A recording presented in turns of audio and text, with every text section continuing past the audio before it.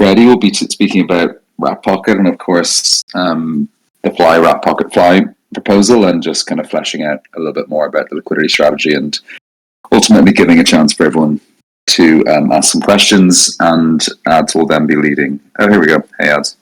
A review of the community hubs, which I think we're all looking forward to too. So yeah, I'm going to give it probably 30 more seconds, and then I think we can kick off.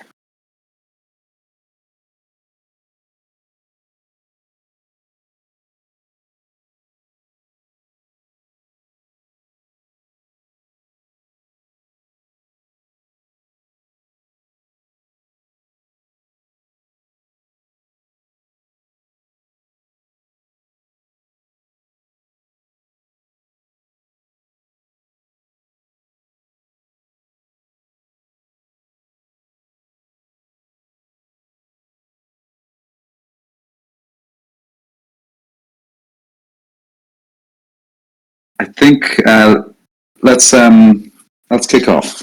So hey everyone, great to be with all of you here again. And as I just said, the agenda for today is to give an update on wPOKT, where we are, what's coming next, and to give everyone a chance to answer some questions. And then Ads will be leading a review of the Community Hubs program, and I guess there will be some time for Q&A with that as well. And I guess, but always, if we have enough time coming at the end of the hour, there should be some time to ask and answer any additional questions people may have, and just kind of keep the questions flowing in the chat box to the side of the chat. Saying that, while I'm presenting, I won't be able to see anything, so feel free to unmute and ask questions as we go through, but there will be a spot for questions at the end.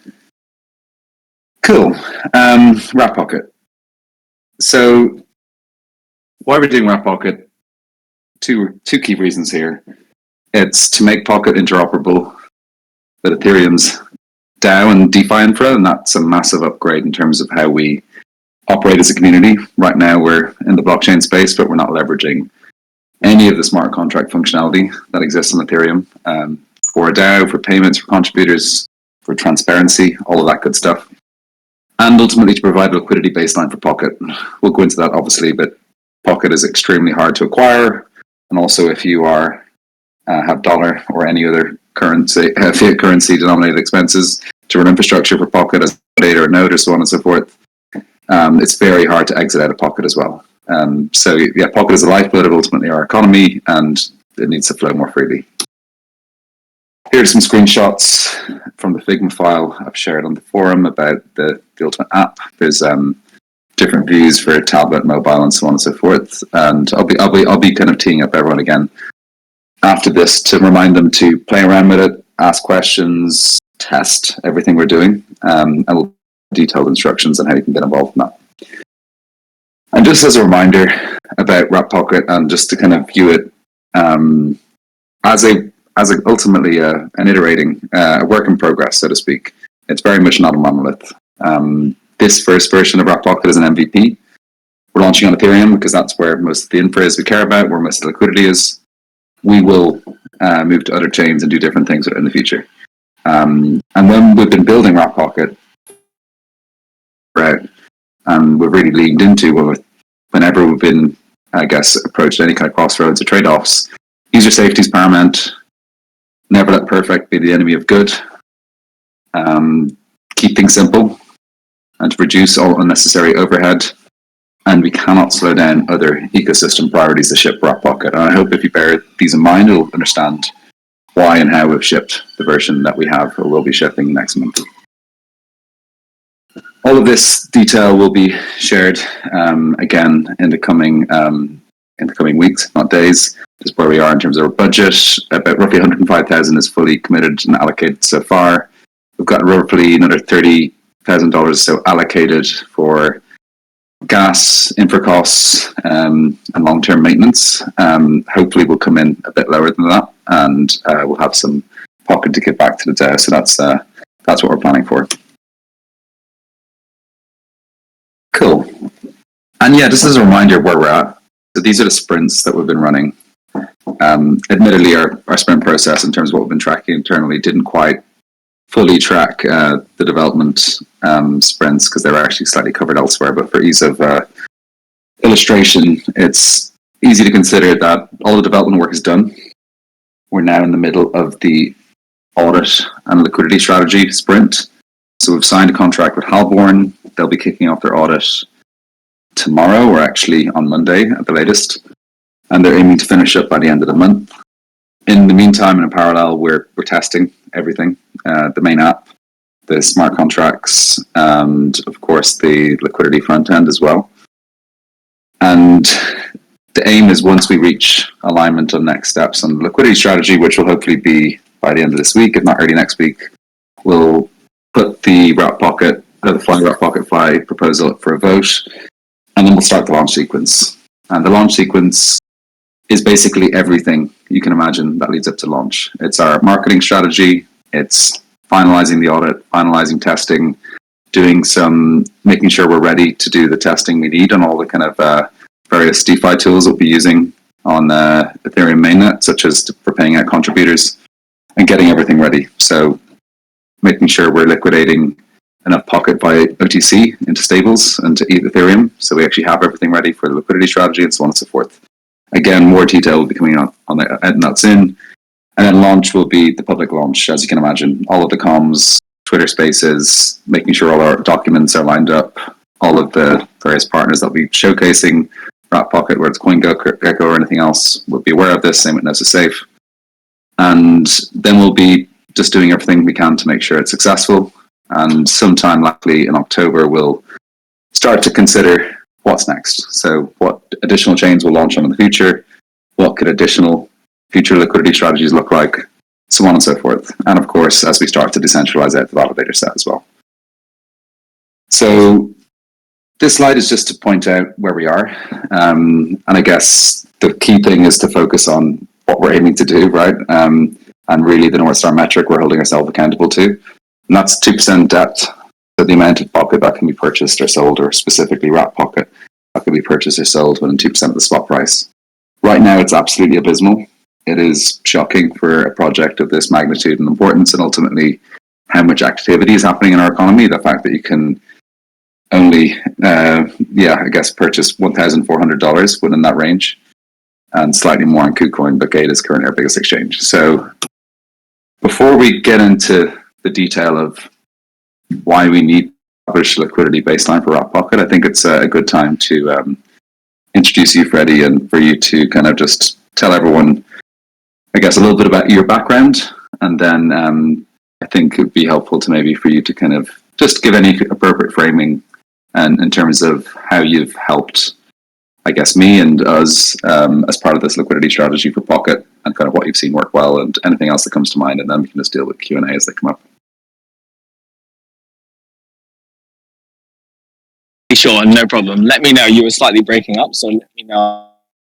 A slightly difficult place for the call, so appreciate any feedback if you can't hear me, and I'll make it clear. So hi everyone, I'm Freddie. Previously, I guess my experience in the liquidity space was I used to run DeFi at Wintermute Trading, which is a large algorithmic kind of high frequency trading style business in crypto in general, mostly operating in the centralized markets, but probably most active in DeFi at this point, handling anywhere between 5 to 10% of all crypto trading volumes on any specific day. What we did with Pocket is kind of natural for any DAO, which is, do we need a certain amount of liquidity, and kind of what's a reasonable spread such that there's like a real sense of price discovery for the token. Actually, something we'll kind of have an inclination that we would like it to go up, and operators need it for their active participation in the network. But we just felt that at the moment the liquidity didn't really represent what we might need for people to both enter and exit exit the ecosystem properly. And so what we did was we had a kind of idea of what we thought would be a reasonable amount of liquidity to both enter and exit our system, and then we back solve for what would be a reasonable amount of cash in principle for the DAO to spend incentivizing the liquidity we were looking for. Now, there's quite a lot of, I'm sure people are quite familiar with terms like impermanent loss. There's quite a lot of active research in the space with respect to setting it in principle, or at least how much it costs LPs to provide liquidity, which is of course what we're incentivizing them to do. And so we basically took some of the more, I guess, slightly more advanced research in the space with respect to loss versus and we tried to kind of find a reasonable compromise with what would incentivize external actors, not just the DAO itself or themselves, to provide the liquidity we think the ecosystem needs to both enter and exit reasonably.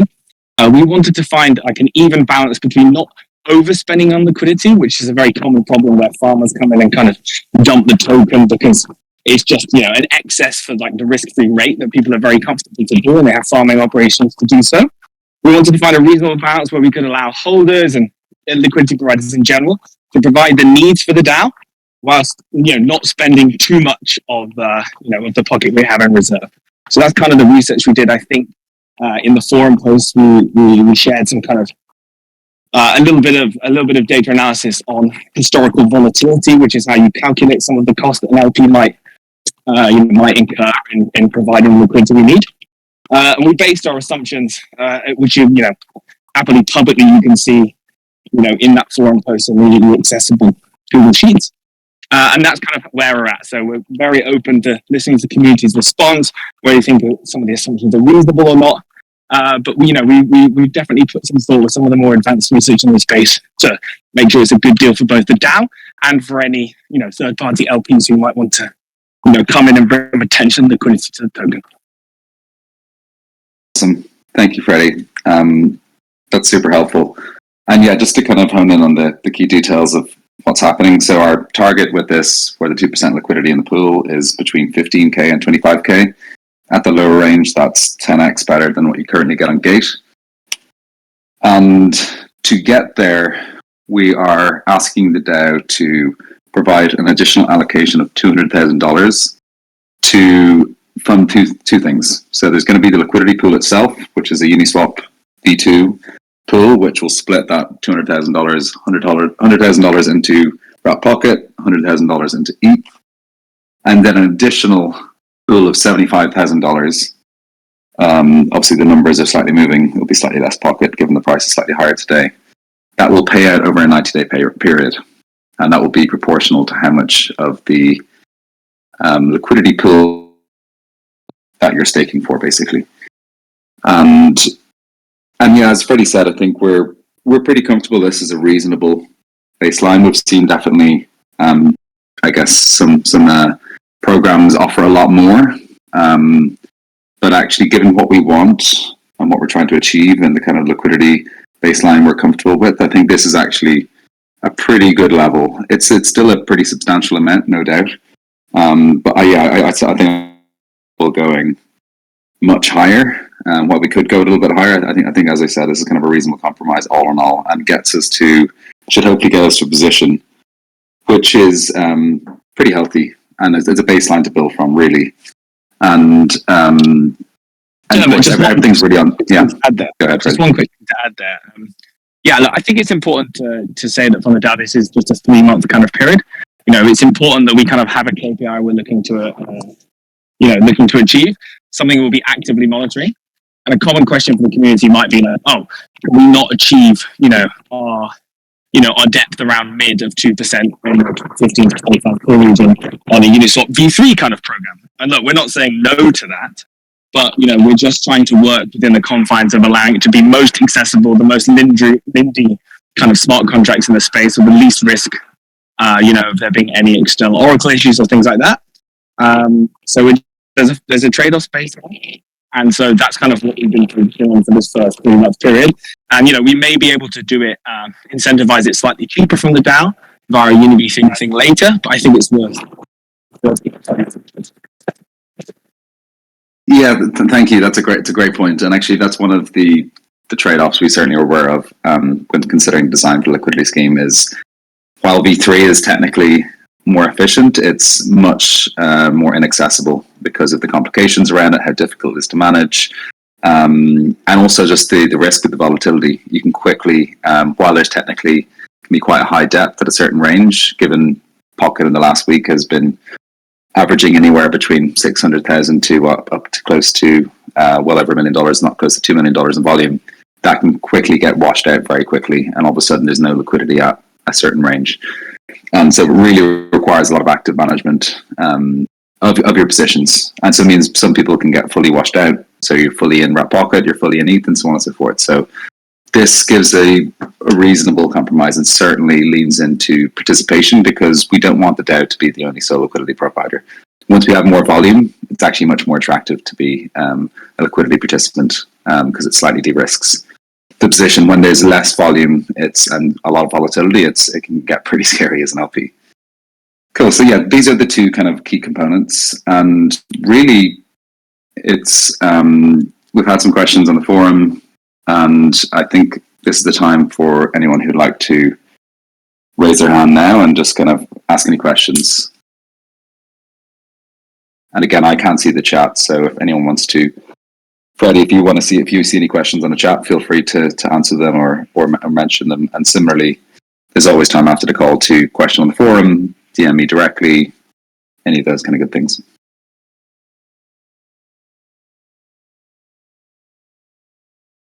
I'm not seeing anything in chat right now. Okay, I will take silence as a good thing then. Well, hopefully at least. Cool. Well, yeah, thank you very much, Freddie. That's been super helpful. Freddie's now part of our forum. He's now part of our Discord. He's around. Exactly. And so if people do have questions, again, please do ask them. And yeah, feel free to come to me if you have any specific questions, and I can direct you to the right source of information. But yeah, thank you. Thanks, everyone. And I'll hand you over to Ads. Who's ready? Hey guys, how's everyone? I'm feeling slightly daunted that I have to follow Wrap Pocket, but I am glad I get to do it in the company of our community hubs. So the goal today, we've been speaking with the hubs, or the hubs and I have been kind of working together to try to understand what hubs can bring to our marketing, as well as kind of to see how that initiative has been going and how it might look going forwards.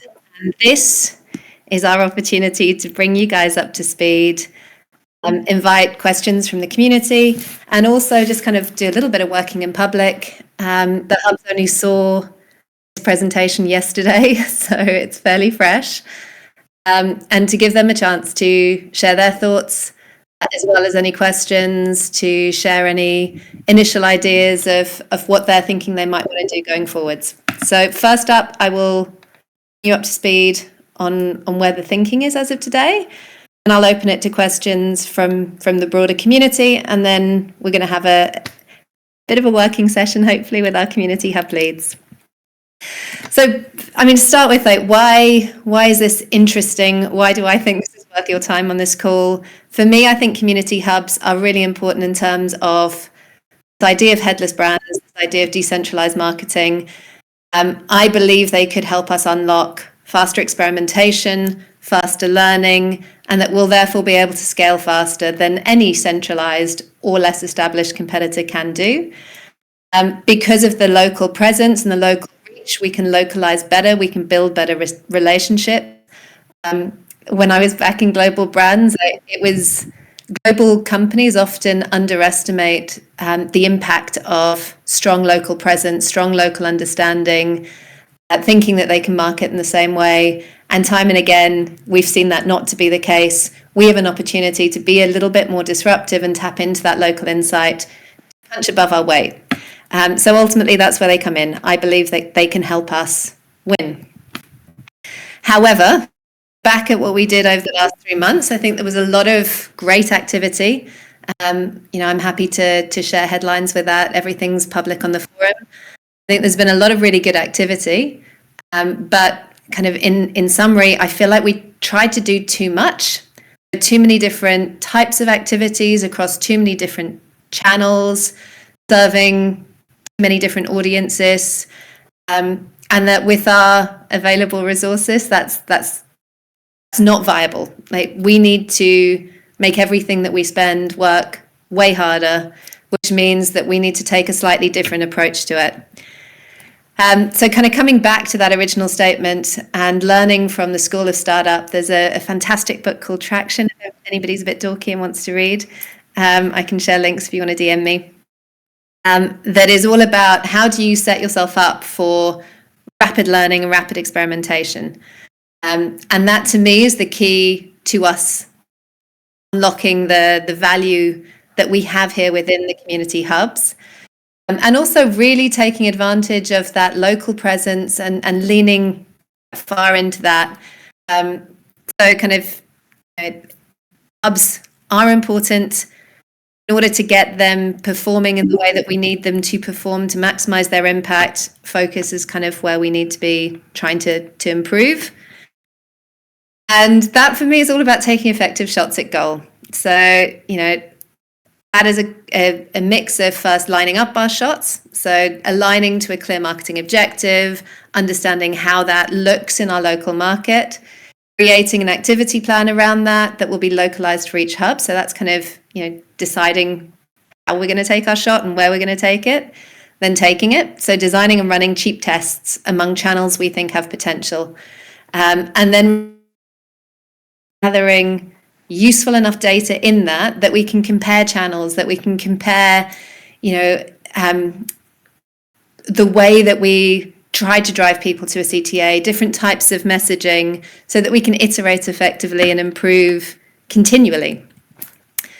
The hubs have already identified lots of different areas of opportunity, so it feels like there is a rich territory of things that we can do.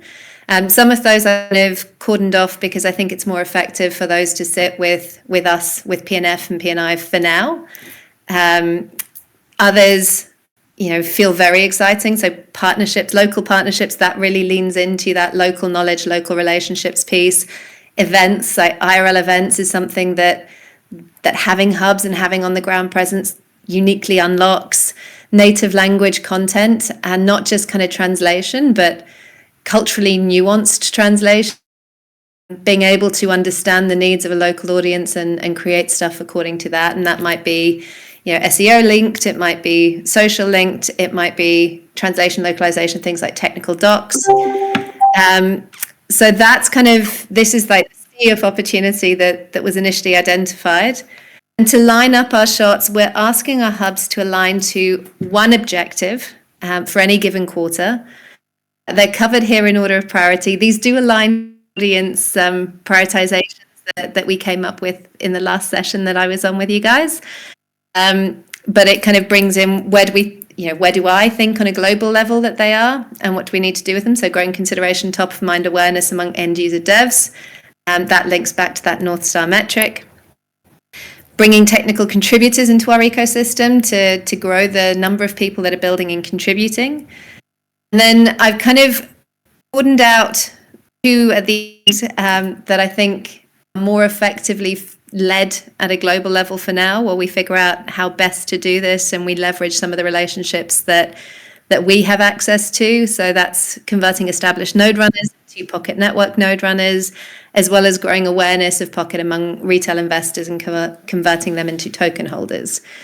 We will then go through a phase of kind of really pinning down that objective within the specific context of the local hub, the nuance of the audience, localized insight, a kind of a from to of the journey we want to take them on. And then we're going to design experiments.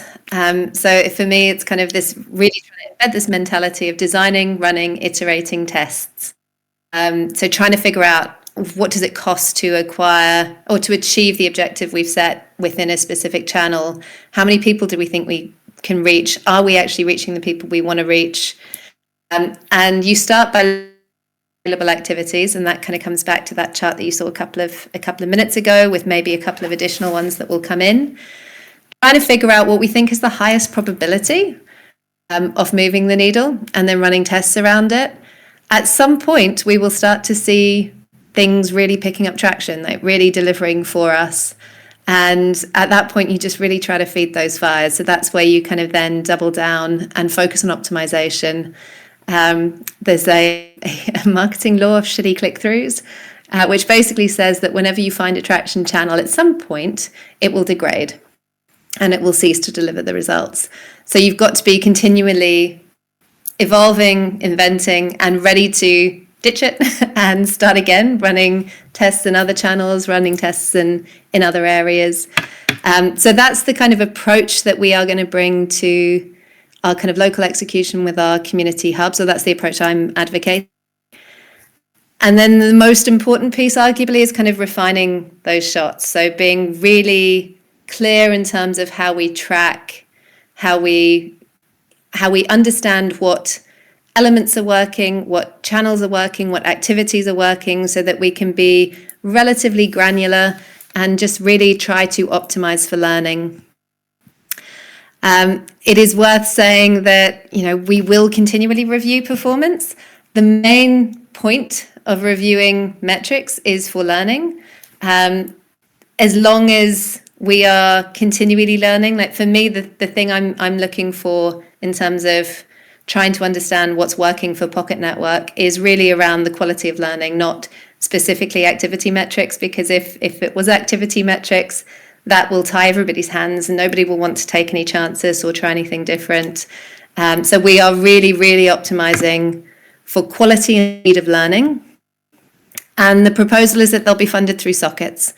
That way we can have all of these conversations in the open.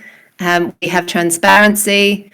We will follow kind of monthly learning cycles and quarterly planning cycles so that we're not continually doing paperwork. We'll keep it pretty agile. So that I guess is what I'm advocating and what was shared with the hubs yesterday. At this point, I'd just love to open it to the broader community and see if you have any questions or any thoughts.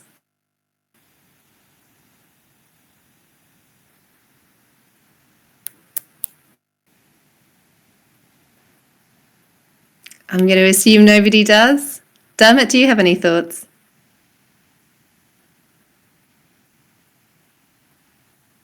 I don't have any immediate thoughts. I actually loved how you've pulled everything together, and particularly kind of your focus on, the practical framework for what's working, what's probable, and kind of making these kind of bets. I think that's kind of exactly how we should all be thinking. Continue to make these bets while also not neglecting to invest and fund what's in our core. So yeah, I don't have any immediate questions, but yeah, I guess what are your kind of main unknowns, you think, in terms of next steps? Like, yeah, what are the key things you maybe haven't got from the community yet that it'd be interesting to get as part of the next phase? I guess for me, there are two things that come next. So first is I'd like to invite our community hubs, because I haven't spoken to anyone since this was shared, other than via Telegram. I'd just love to invite anybody from the community hubs to jump up their feeling about this, and specifically to open a conversation around what kinds of experiments we want to run. From the broader community, I guess just, if anybody thinks that something's off, I'd love you to shout. If you think that we're missing something, I will share this presentation. So if you look at that opportunity map and you think something's missing, please shout. If there's anybody in this call that wanted to run a community hub and hasn't so far, like DM me, let's chat. I guess just really to make sure that we're doing all of this in the open, and that everybody who wants to contribute has a chance to.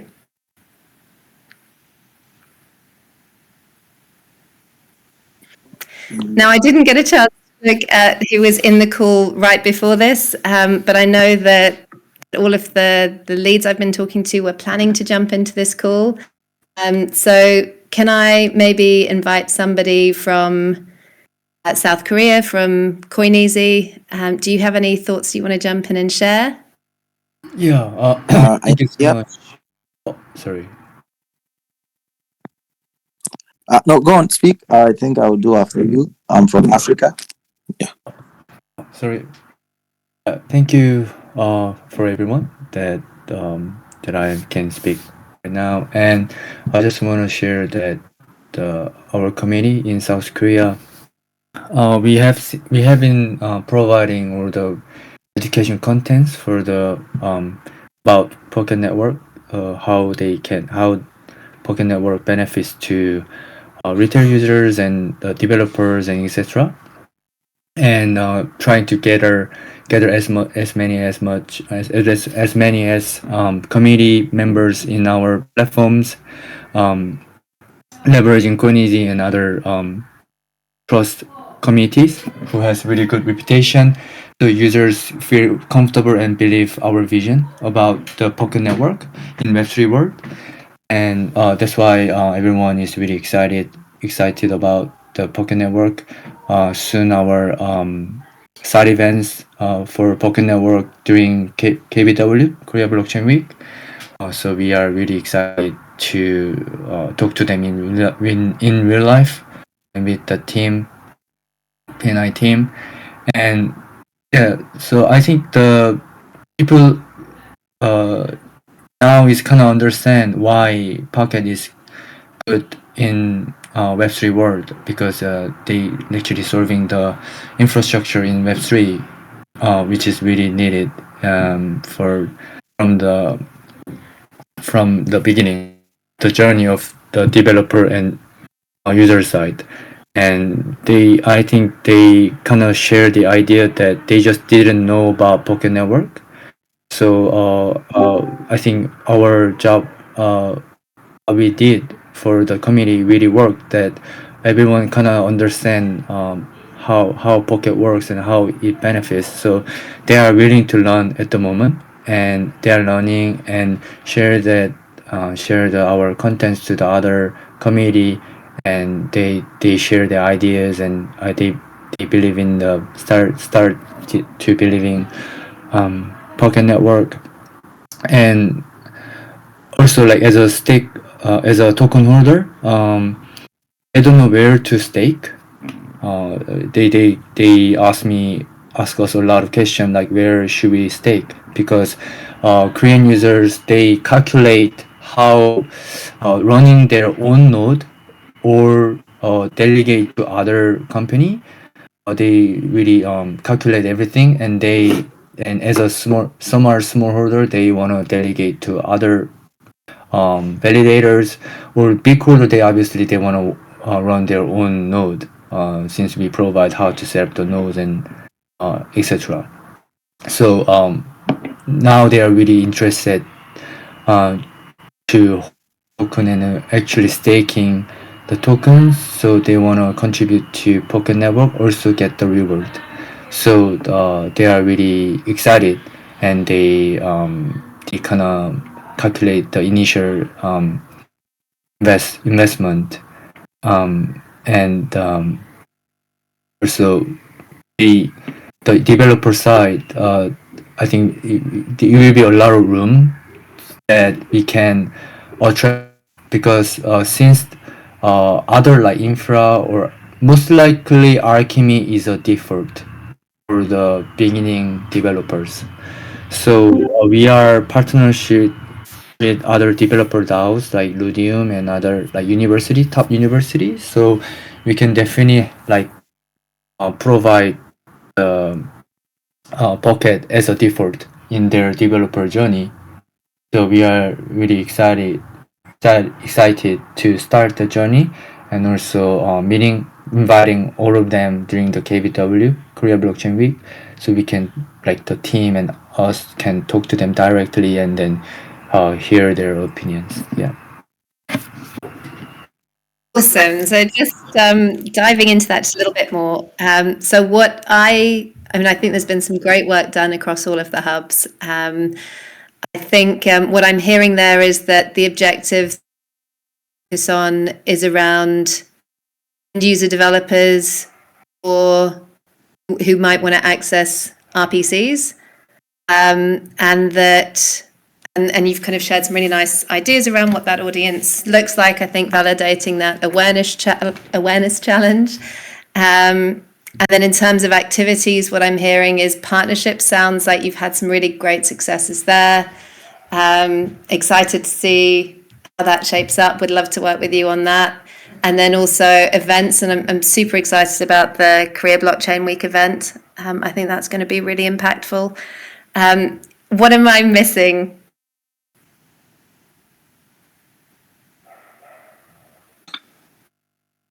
So, Dennis speaking from Latham Hub. Happy to see you all here.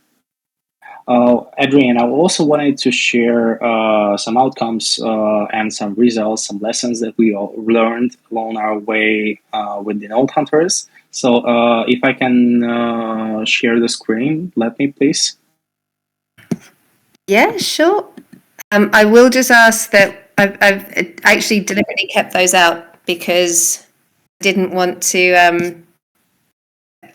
run over too far. So if I could just ask you, like, try to keep it as tight as you can, please. Yes, definitely.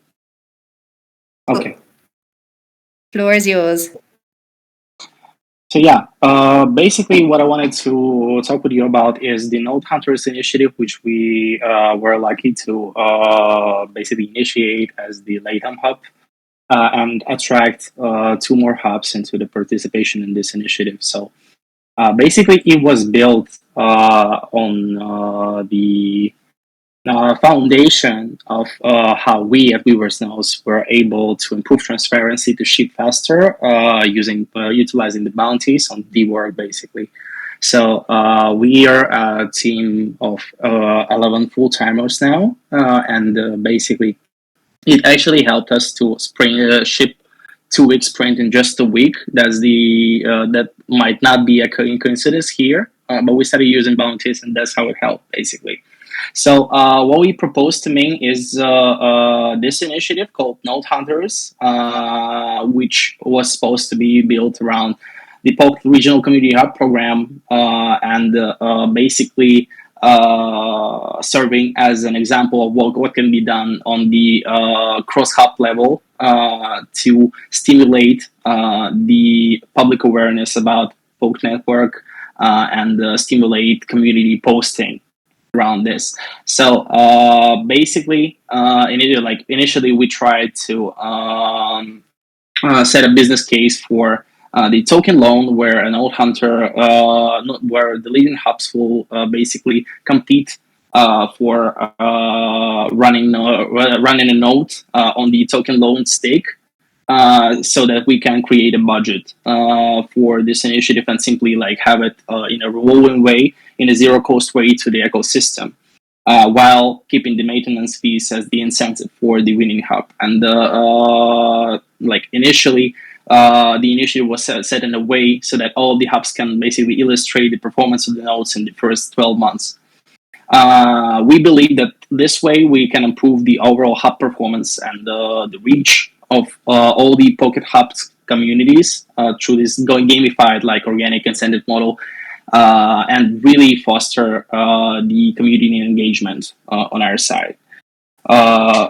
Besides, we set several objectives for this kind of campaign, which was to boost dimensions, to simply like increase the brand awareness among all socials, primarily Twitter, and basically organically increase the regional community hub community's headcount.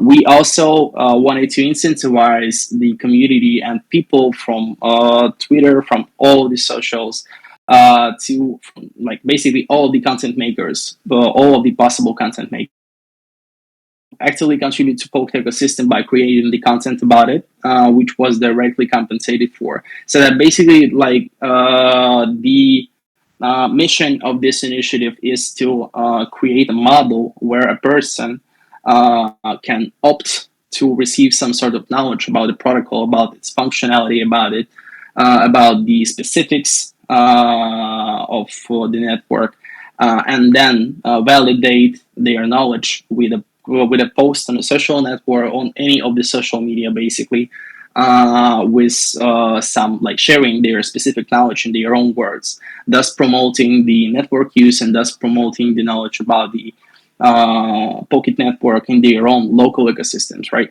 So basically we voted for it, and it was resolved that we will start testing the Node Hunters initiative on the budgets, by basically chipping in with budgets we had for the community hubs. So basically, we've set some several POKT equivalents as the bounties for the tasks for community to engage upon, and that's basically what's happened.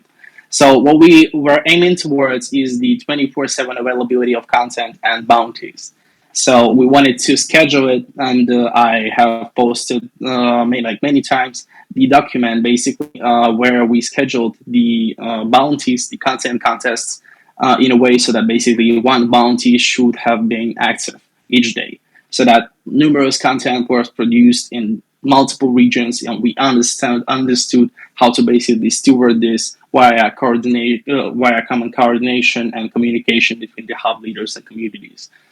So eventually, the bounties were basically scheduled by two hubs. Latin Africa, South Korea also posted their bounty, but it wasn't published. So this is basically the outcome here, and I believe that basically might be a mistake on our side from the maybe not enough coordination or not enough alignment on the goals which the leaders had to achieve basically. But we were trying our best to communicate those goals, and basically we shifted towards.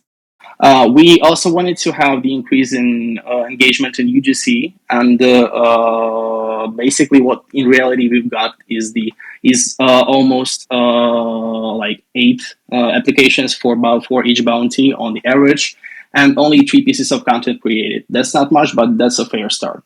And what we wanted is basically to initiate a broader public awareness in all things and learn more about the protocol. So what we've seen is that people actually start providing opinions about POKT, and those are people from basically universities, those are the scholars, those are the academics, those are the content creators, and these people are different, and it means we can reach them.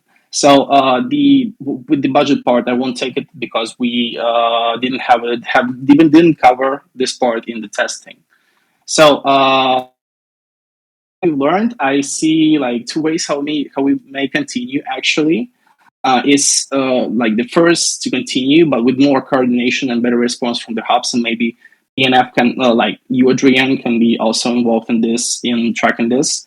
And we can also replace the token loan piece with the monthly budget and engagement reward for the hub, which maintain the leading position over the course of 3 months, basically this season. So that's basically our position in respect to this. And I will welcome any questions and comments which may lead towards this presentation. Thank you. Thank you, Dennis, for sharing that. I'm going to share my thoughts and then open it up to the floor. In my view, the role of the community hubs is to tap into the fact that we have local insight, local passion, local knowledge in order to execute on the ground, in the market, learn quickly, and it's focused on execution. That's where I see the strength of the ecosystem that we have and the passion of the people that are involved. I don't think, and I appreciate this is a totally uncoordinated hot take, so here you go, guys. I don't think that we have the resources or at the scale in terms of our marketing to start bringing in additional coordination layers. I think that's what you pay me for. I think I'm here to help people shape the experiments, help coordinate the experiments, help make sure that we're sharing learnings, that we're sharing best practice. When we see fires beginning to take off in one place, share that learning elsewhere so that other people can take that. What I really want to see from community hubs, and maybe there's a separate initiative that taps into kind of some of the stuff that you're raising here. And I can see that you kind of stepped into a gap. You know, I think that undeniably there was a gap that I really appreciate you stepping into. And, you know, hats off to the initiative that you've shown and the things you've achieved. But for me, unapologetically going forwards, where I want to see a focus is designing and running marketing experiments in local markets so that we can achieve our objectives and learn as quickly as possible to build the traction behind the project. That is my take. I would love to invite anybody else to share their views. I would love to invite you to share your thoughts. What do people think? Okay.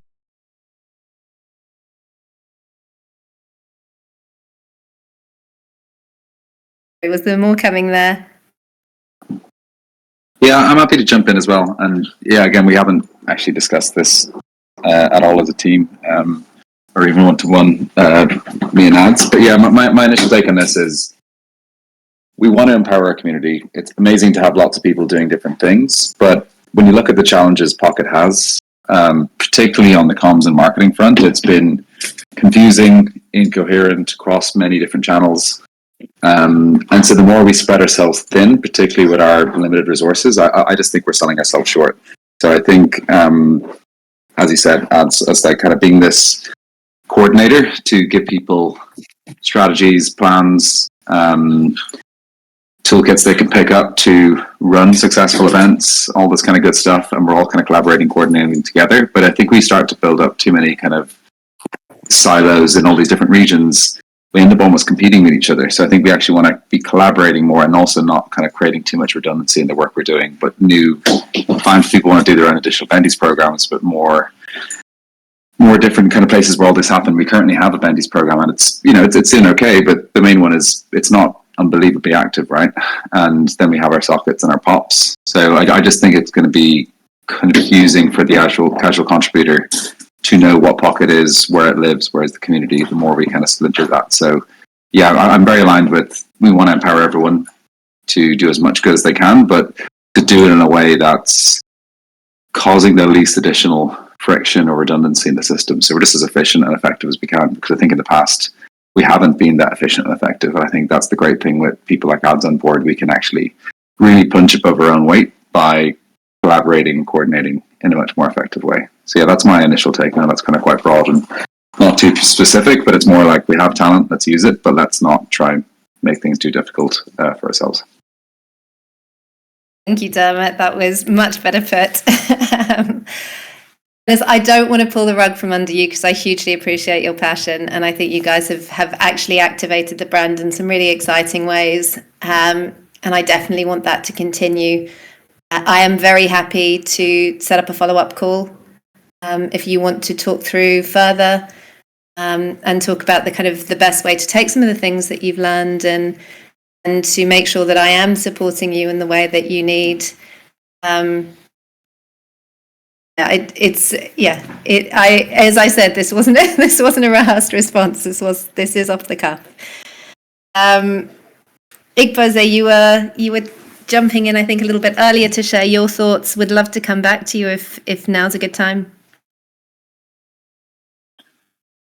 Yeah, Adrian, thank you for your comment. Everyone, thank you for your comments. And yes, we would like a second call for this, and let's discuss this.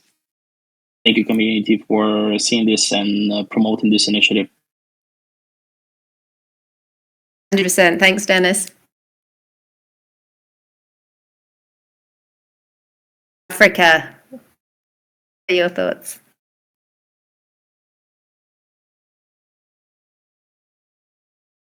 I don't know if you're speaking, Igboze, but we can't hear you.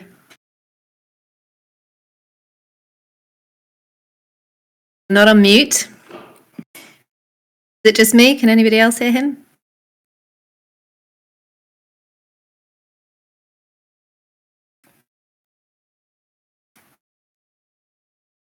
Okay. I don't know if you're trying anything, but if you are, please feel free to jump in again later. And that they need. There you go. Sorry, I couldn't hear you until now. Okay. So I was saying, great insight that you shared in your slide, your presentation, and we from the African Hub are so much looking forward to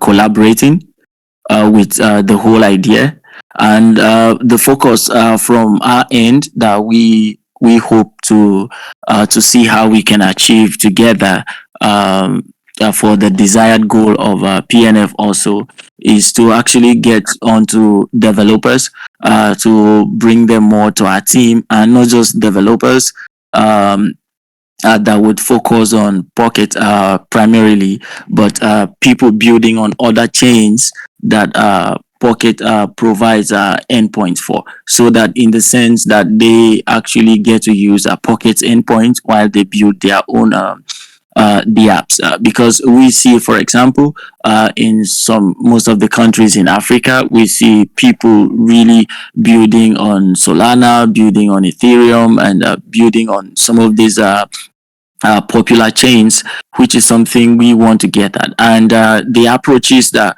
we see, first from my own experience building regional communities, and also with what we have tasted in the last 3 months due to how technical Pocket is to actually have more of a corporate partnerships, for example, with purely developer communities. And one of the ways that we are looking at to get on this is to begin to spread IRL presence at developer focused events only.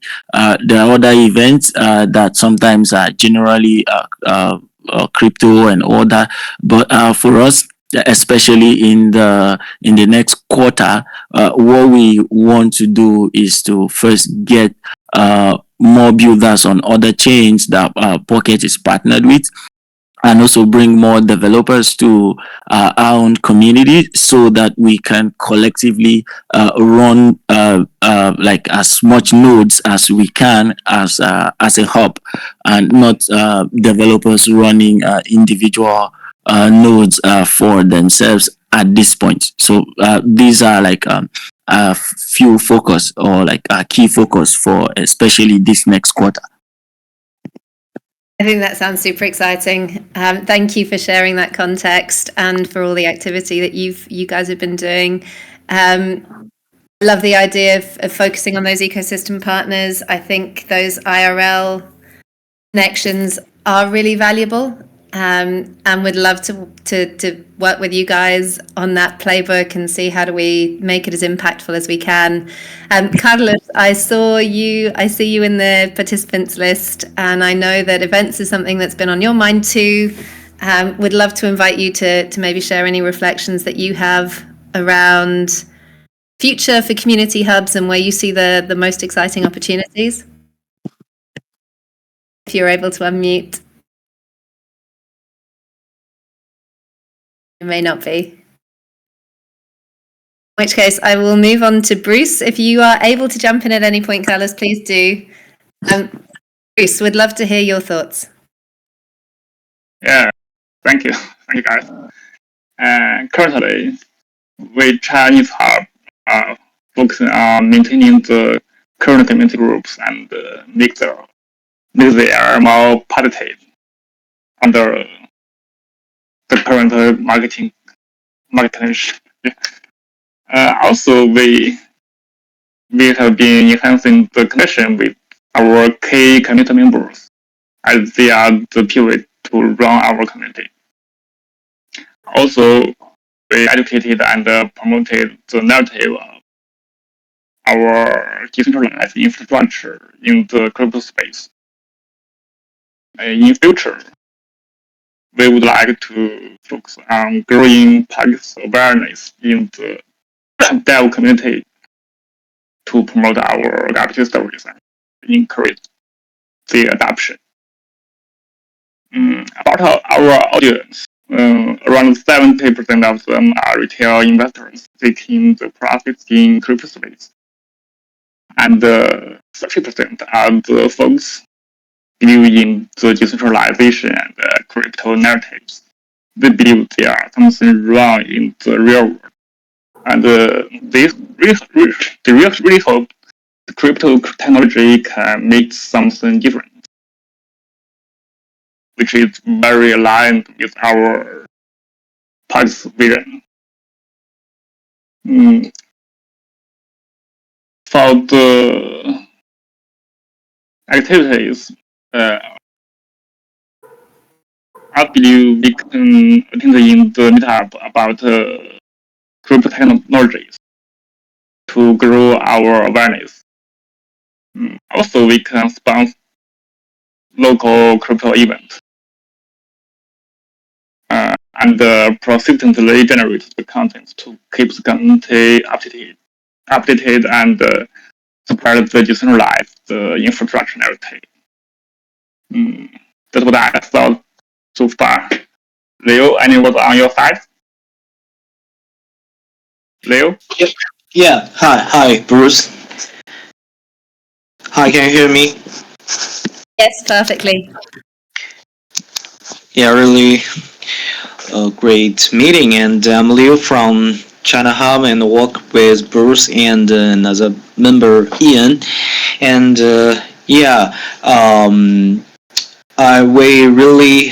found in past 3 months the community in China is really getting better and better. This is what we saw, and people can find this place as a home to find another member who still in this protocol and try to hold some token or try to know more about this protocol. And from my experience and another member Ian, we have an idea that is in this bear market the only things can warm the atmosphere of community is price, but we cannot manipulate the price. So another things is we thought is quite important is fundamental thing. So I think this is the only way we need to we can build the community, because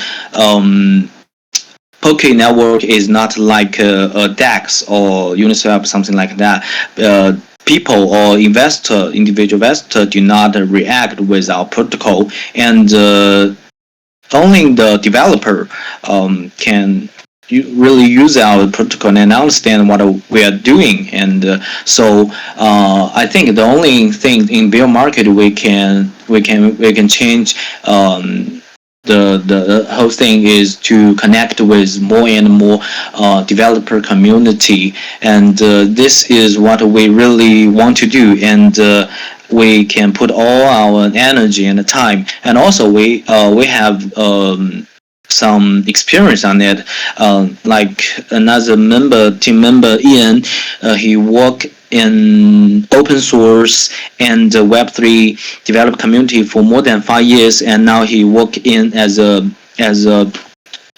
leader in Open Build. It's a community. It's one of the biggest community developer community in China and supported by Foresight. And I also working in the VC as a formal work job.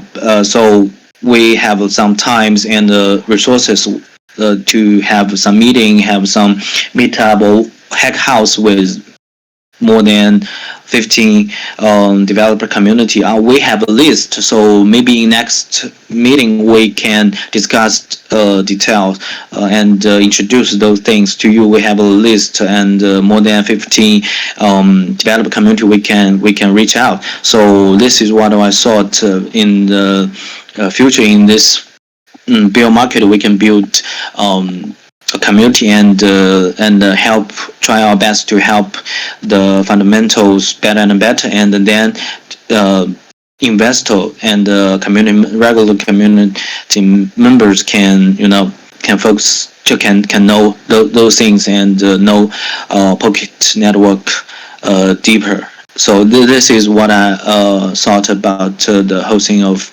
China Hub. Yeah. So just to say thank you to both of you for sharing that context. It is incredibly helpful, and it sounds like there's a lot that we can do. I love the focus on the developer side of things. I think that makes a huge amount of sense, both in terms of market timing, but also efficacy as well. As you point out, they understand our tech. We're doing some really cool stuff right now from a tech standpoint. I think it sounds awesome. I was actually my husband's part of a a relatively serious investor community, and he started seeing Pocket popping up in their feed, and the stuff that they're referencing are some of the fundamental things that we're doing. So these things are being noticed, and they are setting us up into a strong position as a project, I think. So I think what you're talking about really taps into that and will help strengthen that. So that, me, that sounds great. Thank you very much for sharing it, and thank you for the work you've done. Now, I'm conscious that we are over the hour. Don't know if anybody in the broader community had questions, or if anybody else wanted to jump in now.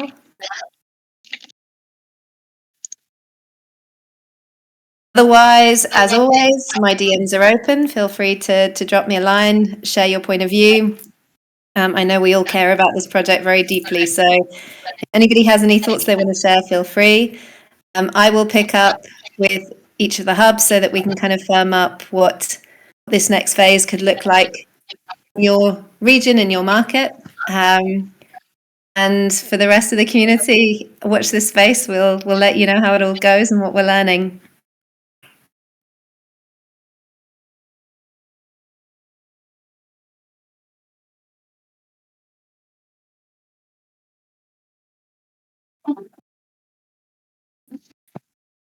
Awesome. Thank you, Ads. Thank you all. Yeah, really appreciate it. Speak soon.